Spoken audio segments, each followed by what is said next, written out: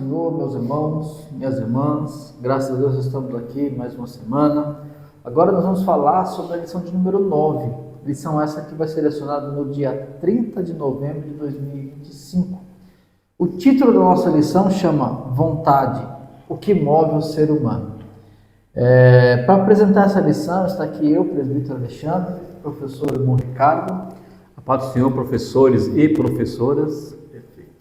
Irmão Ricardo, para dar uma continuidade aqui, queria que eu fizesse essa oração e nós vamos iniciar. Oremos então.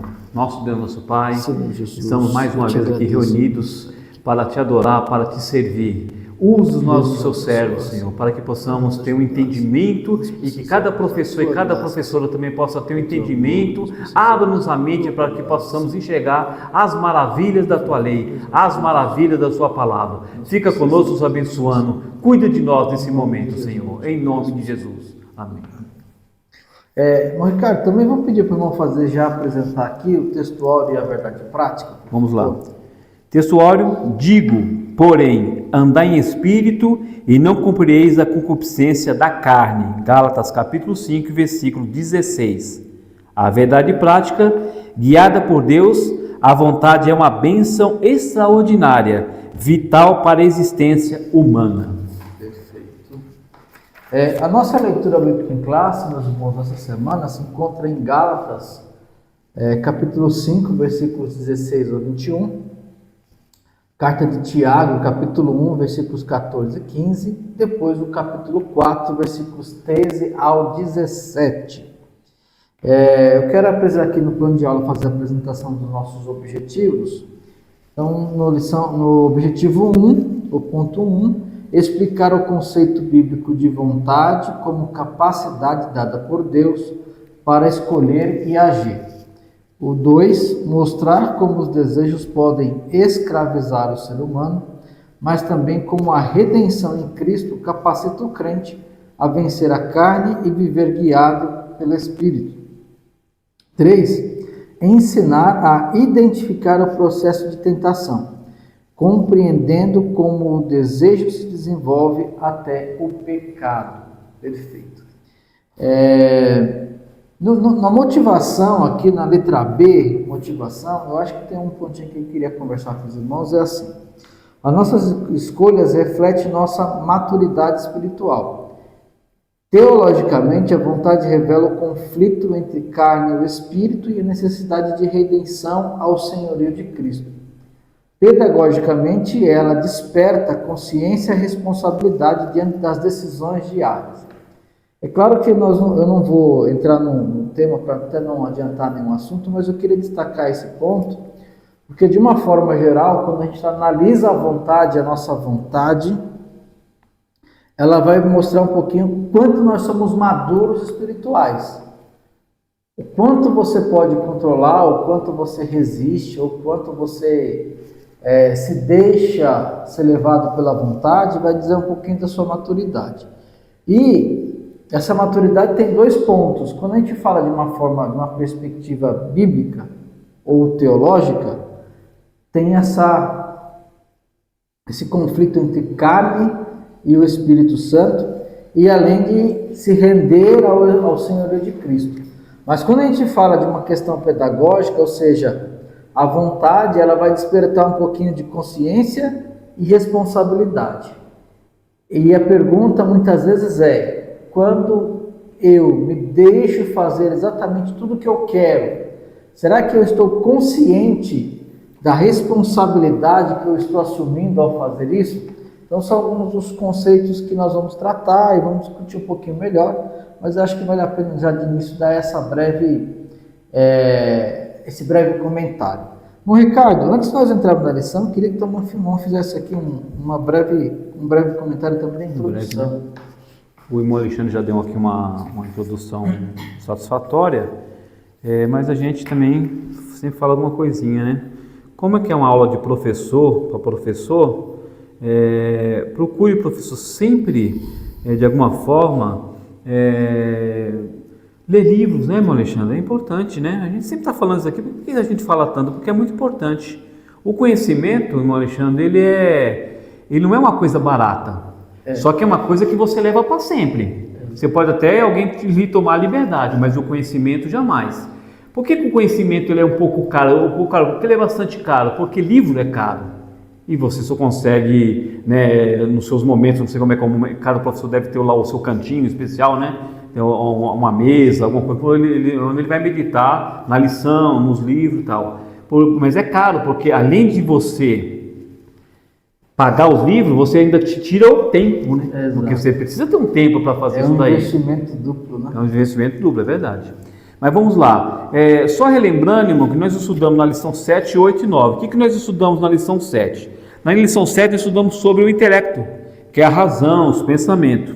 Nós estudamos na lição 8 sobre a sensibilidade, os afetos e os sentimentos. E hoje nós vamos estudar sobre a vontade, que é a volição ou desejo. Vale enfatizar novamente que o homem é um ser que pensa, sente e deseja. Isso é coisa do ser humano.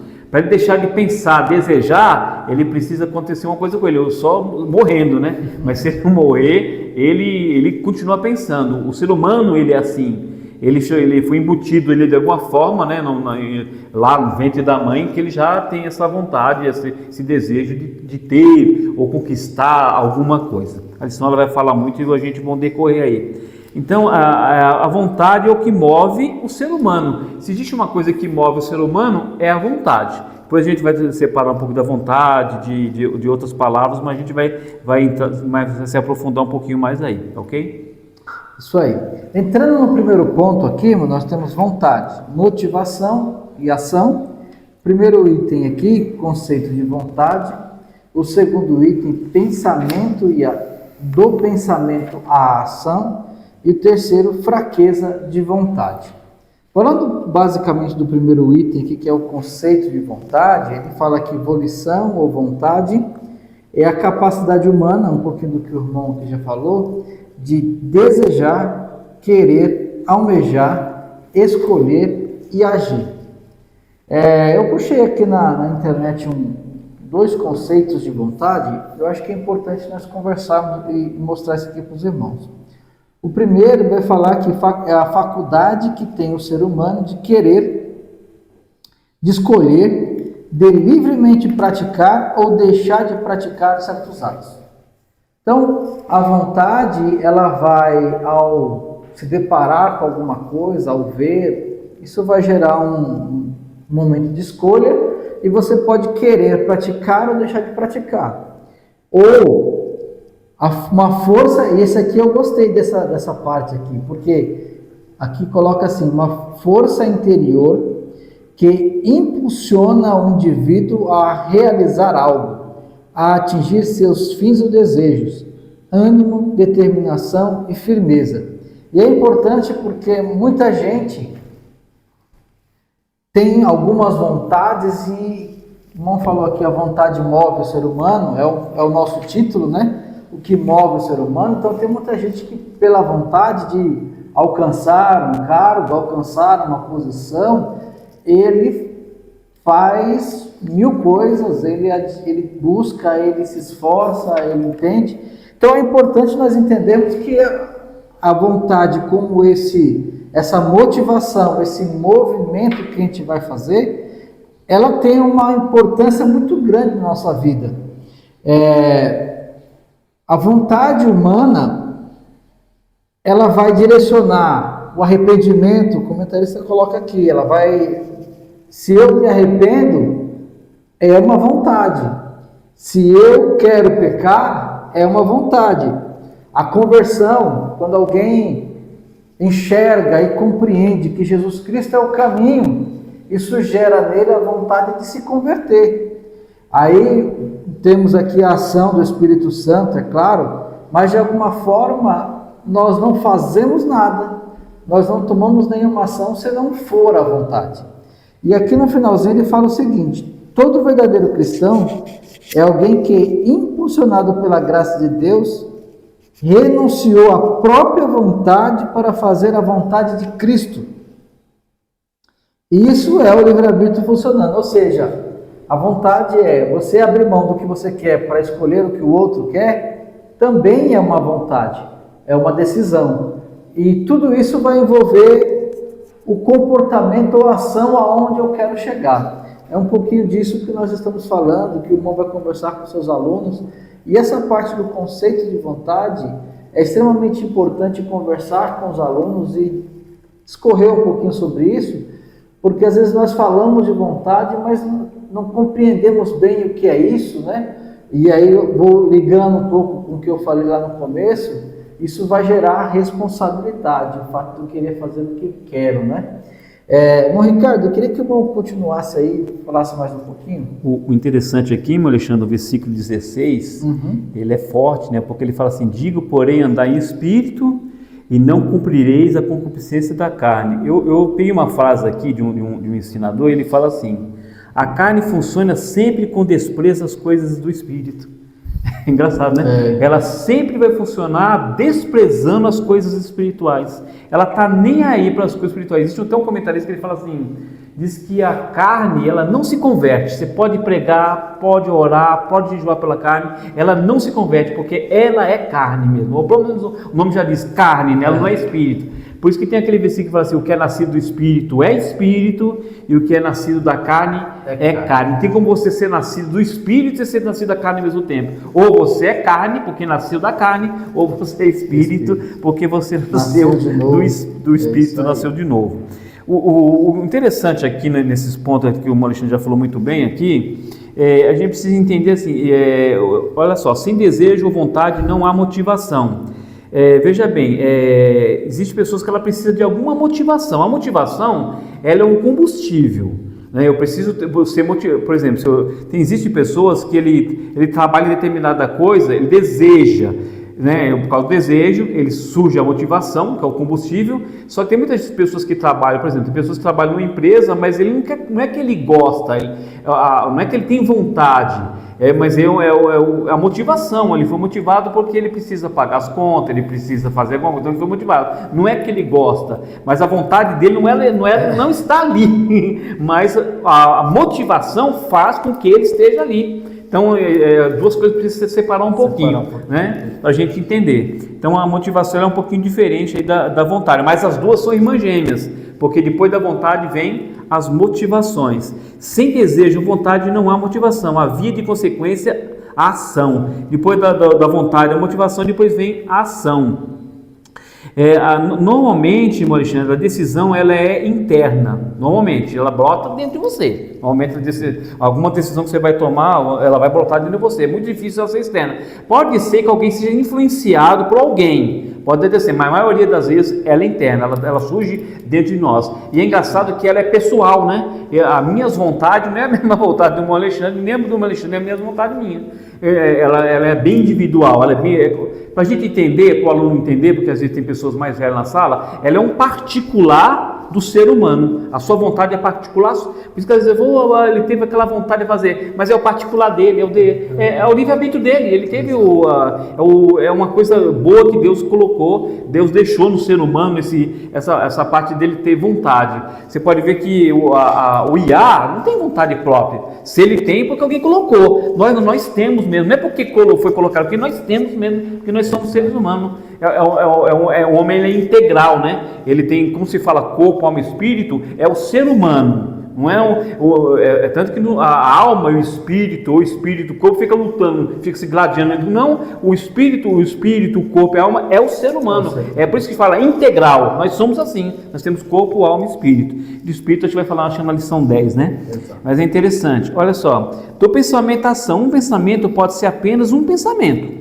Nada mais, sem relação alguma com um sentimento ou um desejo. Ele teve um pensamento, né? Acho que foi na lição, se não me engano, foi na lição 7, né? Que se aprofundou mais no sentimento, ela brota. O desejo, normalmente, ele brota em alguma coisa, ou porque ele viu alguma coisa, ou ele olhou, ou de repente brotou nele. O ser humano tem essa capacidade de algo dentro dele brotar do nada, ele começar a ter esse desejo. O problema é administrar. Aí vai falar, acho que no ponto 2 sobre Adão e tal, depois a gente chega lá. Isso é interessante. Por exemplo, eu tenho vontade de ficar rico. Aí alguém fala, eu tenho tanta vontade, mas eu vou dar um exemplo, né? Eu tinha tanta vontade de comprar um rico, eu tenho tanta vontade de comprar um carro, eu tenho vontade, né, de mudar, só que você precisa estar motivado para isso. Aí é onde entra a motivação. O que você está fazendo para ficar rico? O que você está fazendo para melhorar de vida? Precisa ter uma motivação. Porque se eu não olhar pela motivação, é o combustível. Pô, então eu preciso ler mais, eu preciso estudar mais, eu preciso observar mais, eu preciso ter a coragem, eu preciso ter motivação, ter a coragem de fazer algo diferente do que estou fazendo. Isso é a motivação. É importante, irmão, falando isso, e o comentarista vai colocar o exemplo com Adão e Eva lá no Jardim do Éden. Eu já vou incluir um pouquinho aqui na fraqueza de vontade, porque a vontade ela vai ser gerada, motivada por aquilo que eu vejo, por aquilo que eu escuto, por aquilo que está à minha volta. Com certeza, Adão e Eva passaram pelaquela árvore várias vezes e talvez olhavam, mas nunca foram despertados para aquela comer. E quando eles olhavam, o que vinha à mente deles Deus falou que eu não posso, então eles não chegavam perto. Quando a serpente encontrou a oportunidade, aí vamos pensar assim, né? Quando o diabo encontra a oportunidade e ele consegue ter uma conversa e um diálogo com Eva, ele consegue mostrar para Eva que gerar pensamentos e emoções em Eva, e esses pensamentos e emoções levaram ela a desejar. E é importante porque quando ele fala de fraqueza de vontade, Eva foi enganada. Eva foi aquela pessoa que estava conversando, caiu na conversa da serpente, vamos colocar assim, né? E ela acabou comendo do fruto. Mas Adão, não existe uma conversa, pelo menos dado o contexto bíblico, a forma do relato bíblico, nos parece que o simples fato dele ter visto Eva comer e talvez o que eles entendiam, percebiam, não mudou nada, isso não fez com que ele permanecesse firme no propósito de servir a Deus. E aqui começa um dos nossos problemas, não um problema, mas os nossos cuidados e um dos motivos por que nós estamos nessa lição. O irmão falou aqui que precisa ter a motivação. O ponto-chave aqui que nós precisamos conversar com nossos alunos quando nós somos orientados, motivados, temos, para o pecado, a nossa vontade tende ao pecado, nós cedemos. Ou até que ponto nós devemos ceder? Até que ponto nós conseguimos vencer isso? Isso é extremamente importante. Se a gente pegar, por exemplo, a vida de Judas Iscariotes, principalmente o relato de João, vai mostrar que ele tinha uma tendência para pegar dinheiro sem autorização. Eu não vou usar a palavra roubo aqui, né? Mas o furto, ele tendia a pegar aquele dinheiro. E o escritor João vai escrever, acho que uma ou duas vezes ele vai falar, olha, ele falou isso não porque ele gostava dos pobres, mas porque ele queria dinheiro na bolsa para poder pegar. Era ele que cuidava do dinheiro. Então, diante de um cenário que me favorece, qual que é a minha vontade? É importante nós sabermos trabalhar isso, porque a nossa vontade ela não pode ser fraca ou tendenciosa para o pecado. Ela deve ser sempre tendenciosa, não tendenciosa, a palavra correta não é essa, né? Mas ela deve sempre pender para as coisas do Espírito. Irmão Ricardo, tem mais algum ponto que o irmão queira comentar aqui nesse item? O interessante nesse item aí, meu, achei muito bem comentado por você, né? Uhum. Se pode até fazer uma pergunta para o aluno. É bom o professor até para interagir, né? Uhum. Porque o professor precisa interagir, senão vira uma pregação, viu, professor? Grave isso. Se você ficar falando 45 minutos, o aluno não falar virou uma pregação, não interagiu nada. A gente precisa também ouvir um pouquinho do aluno. Isso é interessante. O desenvolvimento também, o nosso papel é desenvolver que o aluno possa um dia ser um professor, um pastor, né, mano? E assim, né? Aí. A pergunta aonde Adão perdeu? Vamos voltar para o tema? Qual é o nosso tema? Vontade, o que move o ser humano. Aonde Adão perdeu? Na vontade. Ele perdeu na vontade. Porque uma coisa é séria, Alexandre, conhecimento ele tinha. mas ele não soube administrar a sua vontade. Como está acontecendo hoje nos nossos dias. Vamos tirar para nossos dias. Nós temos o conhecimento, um monte de gente tem o conhecimento, mas não estamos conseguindo administrar as nossas vontades, é onde pecamos. E onde ele pecou foi nisso daí. Isso é importante, porque isso pode... O fato da vontade vai andar junto com a questão, por exemplo, de propósito. Ele não conseguiu seguir o propósito, ele saiu daquilo que Deus o colocou.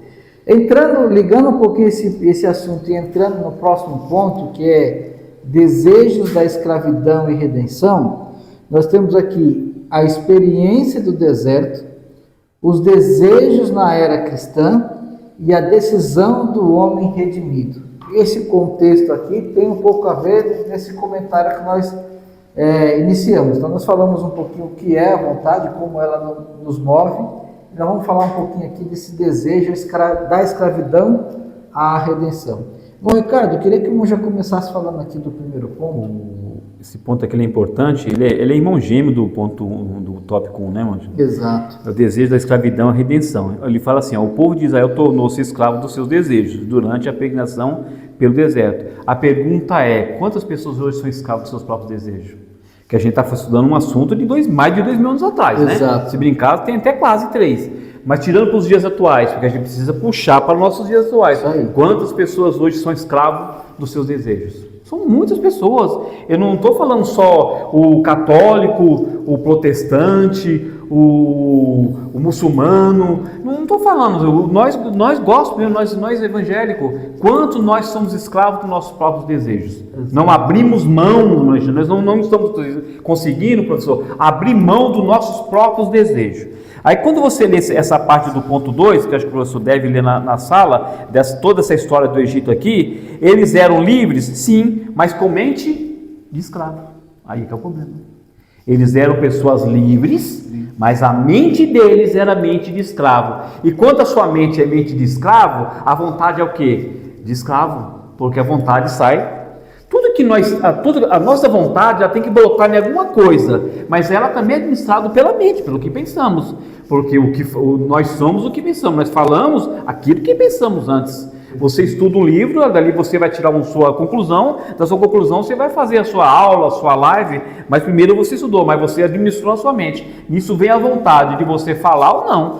Eu achei interessante isso, eu vou falar. Não achei interessante, não vou falar, isso é sua vontade.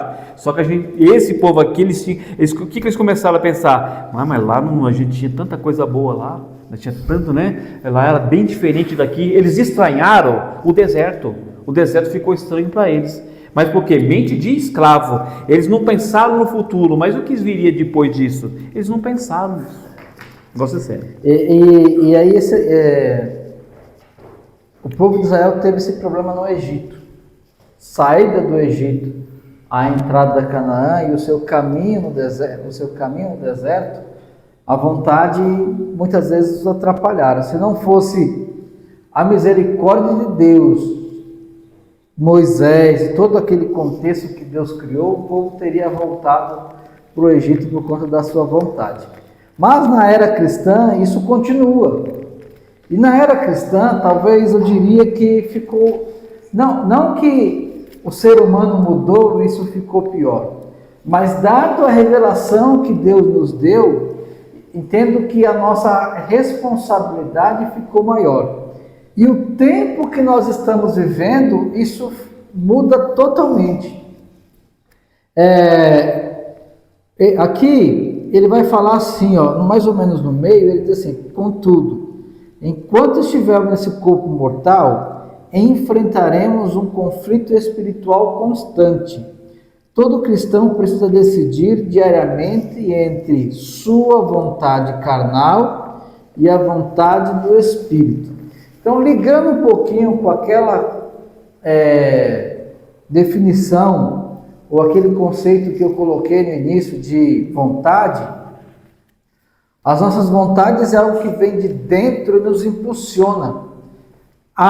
O desejo carnal, a nossa natureza carnal, ela também nos impulsiona ao pecado. E o Espírito Santo também nos impulsiona a viver de uma forma reta. Agora o ponto é, os nossos sentidos, visão, olfato, tato, né?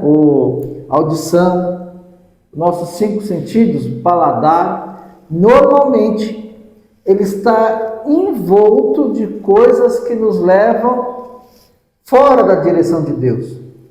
E aí a questão é, o Espírito Santo ele sempre vai nos dar direcionamentos para um caminho oposto ao que é o Espírito, ao que a carne quer. Um colocou isso no começo, né? Que a carne quer sempre ir contra o Espírito. Só que vamos pensar, quando eu tenho um celular nas mãos, se eu não tomar cuidado, eu começo a ver coisas que não vai me levar para junto do Espírito, mas que vai me levar a fazer a vontade carnal. Quando nós estamos na rua, se nós não tomarmos cuidado, a todo momento nós olhamos um carro diferente, um carro novo, um negócio novo ali, uma coisa nova aqui, e a ideia é, vou me endividar para comprar aquilo, vou me endividar para mudar isso, vou me endividar. Então nós estamos a todo momento desejando coisas. E a pergunta é, qual a decisão eu devo tomar? Que aí vem a decisão do homem redimido. E essa decisão do homem redimido está envolta a todas essas coisas. A nossa natureza carnal está, de alguma forma, nos impulsionando a fazer coisas que não vai nos levar para Deus. E o Espírito Santo, se nós estamos dando ouvido para Ele, né? Porque quando a gente vai lá para Gálatas mesmo, aqui nesse capítulo, ele vai falar, andai em Espírito. E aí andar em Espírito vai ter uma decisão, uma vontade de andar em Espírito. E nem sempre a vontade, ela vai ser tão forte para as coisas de Deus do que para as coisas da carne. Para as coisas da carne parece que o impulso é maior. Nós temos que tomar muito cuidado com isso. E essa parte aqui da decisão do homem redimido, eu queria que eu comentasse um pouquinho mais, Ricardo. Para deixar também bem claro, né? Vai que um aluno lá, o professor fala assim, quer dizer então que a gente não pode ter desejo? Calma, né? Aí o professor vai pegar o professor, não, irmão, a ideia da decisão não é essa, porque é impossível, irmão Alexandre, alguém não ter vontade e desejo, a não ser se ele morrer, ou se for um IA, aí pode ser, se for um IA ou morrer, ele não tem mais, né? Sexo em outra dimensão é outra coisa, mas nós temos. Mas vamos para a Bíblia? Então vamos para a Bíblia, né? Já que se surgiu uma pergunta dessa, Filipenses capítulo 2 e versículo 13, olha só, porque Deus é o que opera em vós tanto querer, olha só, como efetuar, segundo a sua boa vontade. Alguém fala, Deus tem vontade? Está escrito aqui, segundo a sua boa vontade. Essa boa vontade é vontade de Deus, não é do homem. Está escrito aqui, foi Paulo que falou aqui. É um versículo, esse versículo aqui, meu Alexandre, é um versículo até, ele é um versículo poderoso, porque são poucos que conseguem comentar um versículo aqui. O querer efetuar Deus não é brincadeira. O comentarista da lição, ele fala assim, o desejar e realizar ficam sendo dádiva de Deus. Então, tanto desejar como realizar, que é a ação, é dádiva de Deus, é Deus que deu isso para o homem. Alguém fala, é meu? Não, foi Deus que deu. Se Deus deu, então, se Deus deu, se você ganhou algo e de alguém, significa que não é mais daquele que deu, é daquele que ganhou. Exato.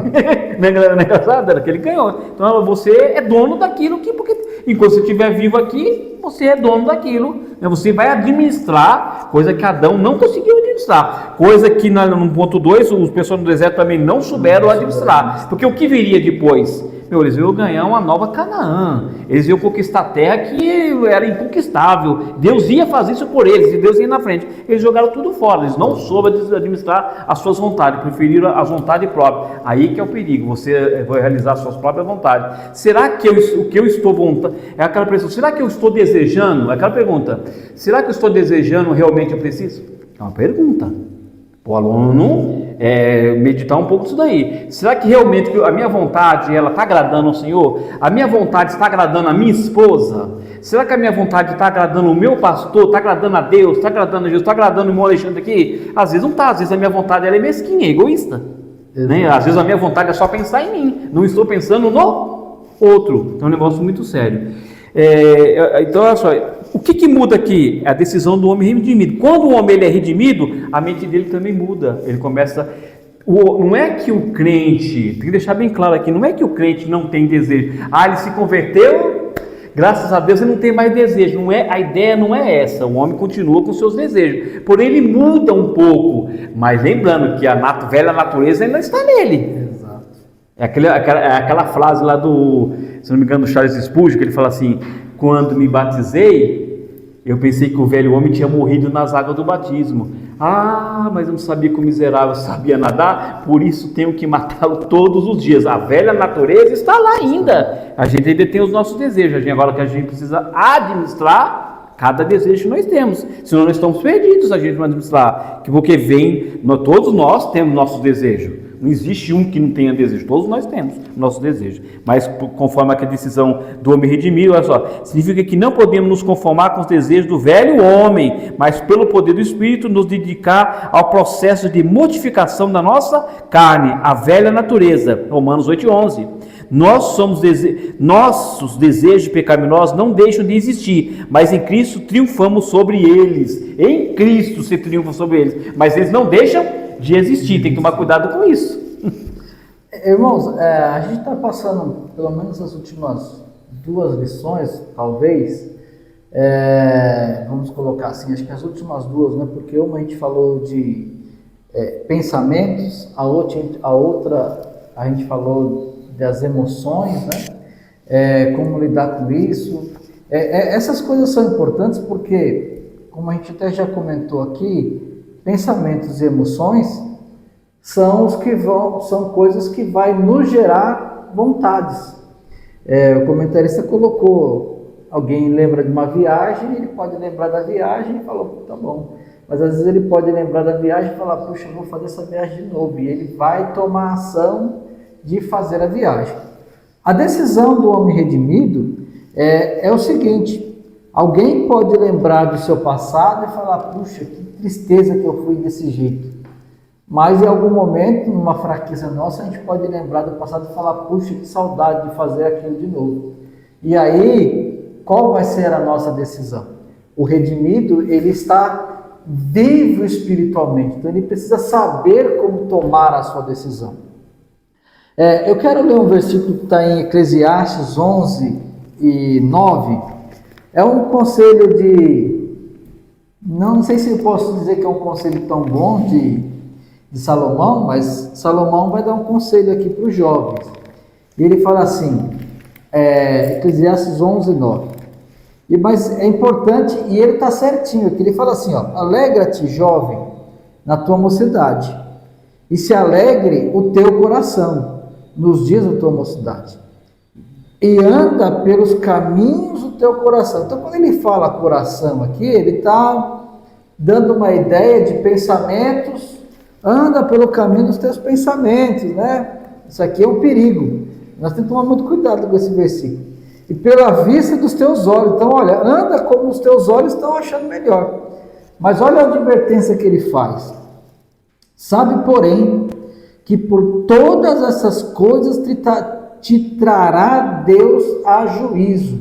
Então esse pensamento aqui é um pensamento, olhando um pouco a vida de Salomão, é um pensamento daquele que experimentou tudo, mas ele sabe, olha, o que você vai fazer, cuidado, porque você vai trazer o juízo. O que eu quero trazer com esse versículo e ligar ele a essa lição é as nossas vontades, as emoções, o mundo em que vivemos. Então, ao sair pela rua, o que nós olhamos, o que nós vivemos, o que nós pegamos, o que nós convivemos, vai nos gerar muitos desejos, vai nos gerar muitas vontades.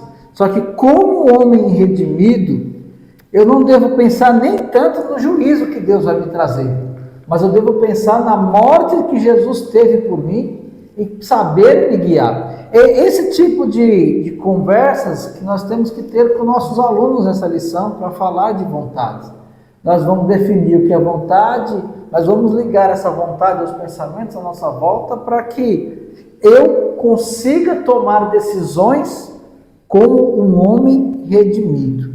E a sinopse desse ponto ela é muito importante, que ela fala assim, Os desejos, e aí eu falo que o irmão Ricardo aqui falou, ele falou certinho, os desejos podem escravizar o ser humano, mas em Cristo há poder para vencê-los e viver segundo o Espírito. Então, há uma forma de fugir da escravidão dos desejos. E aí eu vou colocar aqui, alguém quando entra em algum vício, é justamente quando ele se torna escravo desses desejos, ele não consegue sair. E aqui há uma porta para você, professor, professora, conversar com seus alunos. Nós temos que tomar cuidado porque aqui não pode ser uma porta para a gente soltar indiretas para os nossos alunos, mas ela deve ser uma porta de mostrar uma direção para os nossos alunos. Uma forma, a solução para aquele que está escravo dos desejos é Cristo, é o Espírito Santo. E é esse o caminho que nós temos que apontar nessa lição. Esse é o caminho que temos que mostrar. Bom, Ricardo, tem mais algum item que não queira comentar aqui? Rapidinho, Alexandre, só para o que você comentou está ótimo, é isso mesmo. Surge assim uma pergunta assim, nasci de novo, quer dizer então que esse desejo ele deixa de existir? Não é bem assim não, esse desejo não deixa de existir. O comentarista do livro ele fala assim, o novo nascimento não significa que nossos desejos pecaminosos deixarão de existir, presta atenção, mas que triunfaremos sobre eles vivendo como? Andando e frutificando no Espírito. Gálatas capítulo 5, versículo 22 ao 25. Se você não andar no Espírito, ele está lá, ele continua lá. Então esse é o segredo, tem um segredinho. Mas não pense em você que nasci de novo, nossa, agora eu tô... Não é bem assim não, já deixei claro aí, né? Pegando um pouquinho disso, entrando no ponto 3, que o ponto 3 nós vamos conseguir conversar um pouquinho também sobre esses detalhes. Aí ele fala assim, o ensino sobre os desejos em Tiago. Aí nós temos atração e engano, e depois o item 2, abortando o processo. Nessa primeira parte, atração e engano, Tiago ele vai descrever um pouquinho como que o nosso corpo reage diante de um desejo mau, ou de um mau desejo, né? Ele vai falar aqui consciência, coloca a palavra no grego aqui, que é epitúmia, e tem um sentido de maus desejos. Então veja bem, ele fala assim, mas cada um é tentado quando atraído e engodado pela sua própria consciência. Engodado aqui é enganado. Então imagine que concupiscência é um desejo desenfreado e da nossa natureza carnal. Então é algo que vem de dentro. Então imagine que alguém, eu vou usar um exemplo aqui. Então às vezes alguém está na rua e de repente ele vê alguém com um celular novo. Então aquele celular novo chama tanta atenção dele que há um desejo, uma cobiça por aquele celular. Ele não tem condições de comprar, mas dada a cobiça, o que seria a decisão do redimido? Opa, eu não posso comprar esse celular, deixa para lá. Eu estou colocando o exemplo do celular, mas isso aqui, irmãos, tem infinitas possibilidades.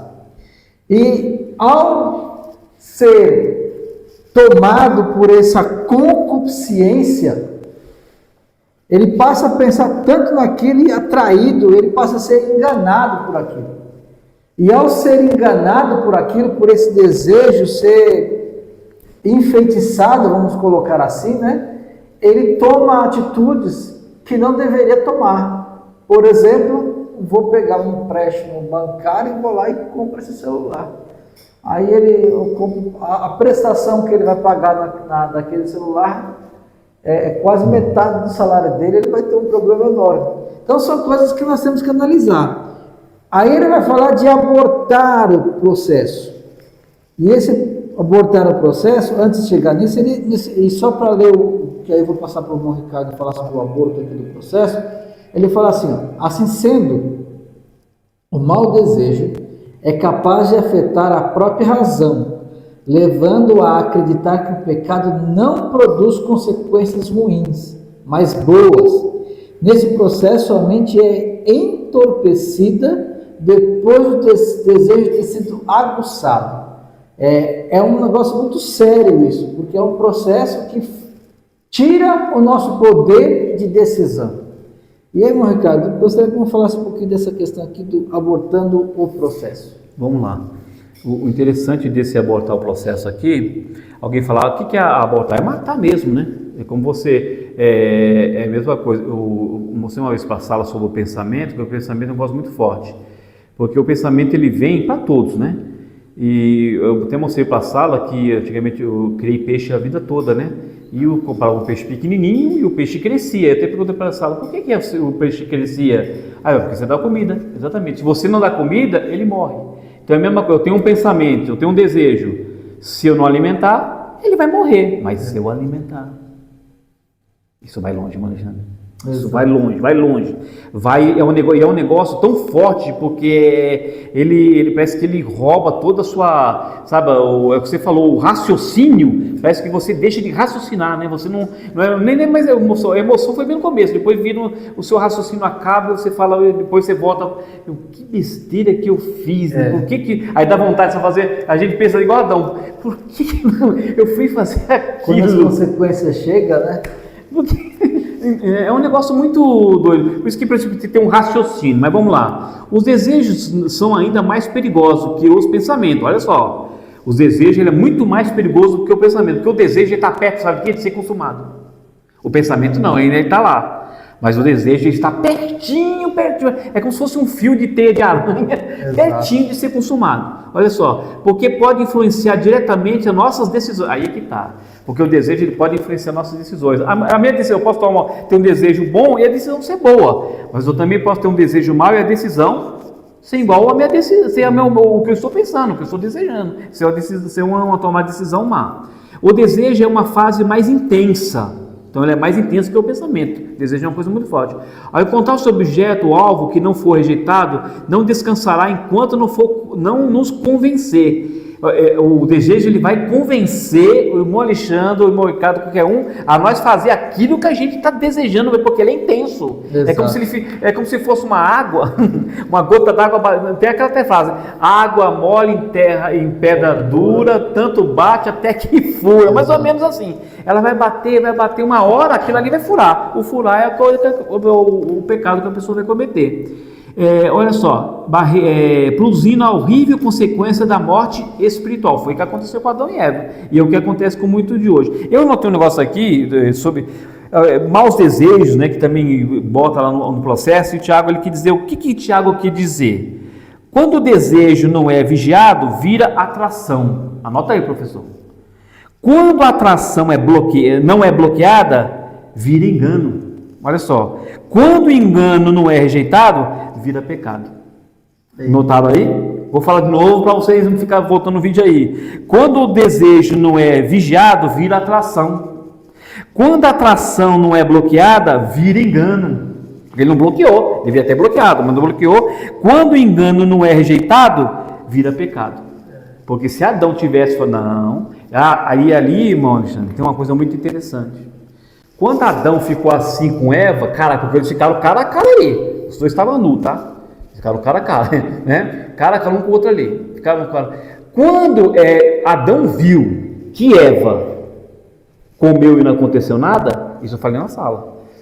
Ele falou, opa, ele deve ter olhado para ela nasceu num chifre, ela não ficou mais velha, não ficou mais nova, a pele não mudou de cor. Vou comer também, não aconteceu nada com ela, isso é um perigo, isso eu falei na sala. O que acontece? Muitas das vezes alguém fala assim, tá dando certo com o outro, você tem 10 anos que ele está nesse esquema, eu vou fazer também. Ele está 10 anos, nunca aconteceu nada com ele, aí você vai fazer pela primeira vez, pelo desejo, que brotou o desejo, pelo desejo de fazer, você precisa ter o desejo de fazer. Ele foi lá e fez e se deu mão. Mas é o desejo que brotou, porque ele viu, igual você falou, né? A pessoa olha aquele celular, opa, eu tenho um desejo, mas você precisa ter raciocínio também, precisa raciocinar. Esse desejo vai me levar aonde? Eu preciso bloquear esse desejo, senão eu vou pecar. Irmãos, a gente já vai finalizar, mas eu queria dar uma pincelada no nosso auxílio teológico, vai falar sobre a imagem de Deus nos seres humanos, e essa questão a respeito da imagem moral de Deus nos seres humanos. Nós somos seres morais. Por sermos seres morais, nós vamos sempre trabalhar com o que é certo ou o que é errado. Para os irmãos verem como a serpente enganou Eva de uma forma tão... O ser humano sempre teve a capacidade de saber o que era o bem e o mal. O ponto é que ele vivia dentro de um contexto em que o mal não existia. O mal não estava lá. Mas ele tinha essa capacidade de decidir entre o bem e o mal, porque senão Deus não teria dito para eles, olha, não coma do fruto. Quando Deus diz não coma do fruto e deixar eles livres para tomar a decisão, isso já está dizendo o seguinte, olha, fazer o que Deus disse não é ruim. E fazer o que Deus disse sim é bom. Então eles já tinham esse conhecimento. Mas a serpente coloca isso de uma forma tão intensa e vislumbrante para Eva, que aquilo chama a atenção dela. E o que eu quero destacar é que nós vivemos dias onde a nossa vontade, distorcida por conta da queda, ela tem sido mais valorizada do que a vontade de Deus.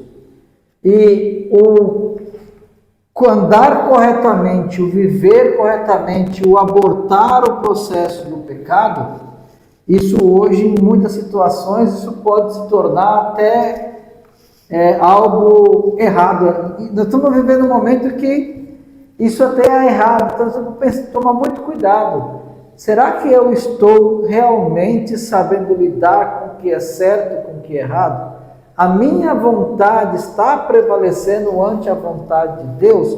Esse tipo de conversa nós temos que ter com nossos alunos e analisar muito bem, porque no final das contas é a minha decisão que vai valer.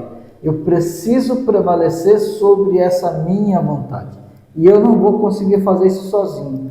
Eu vou conseguir fazer isso sempre com Cristo. Bom, Ricardo, algum ponto que o irmão queira acrescentar aqui? Só para ajudar, né, o professor, o comentarista da lição, ele fala do livro, ele fala assim, toda vontade pecaminosa deve ser rejeitada enquanto ainda está em nosso coração. É isso aí. Meus irmãos, espero que o que a gente tenha conversado aqui, comentado, explicado, possa ajudá-los no preparo da sua aula. Peço que o irmão tire um momento de oração, pense um pouquinho em cada aluno, busque a Deus uma direção de como levar essa lição e que o Senhor Jesus possa ajudá-los e abençoá-los, você, professora e professor. Deus abençoe.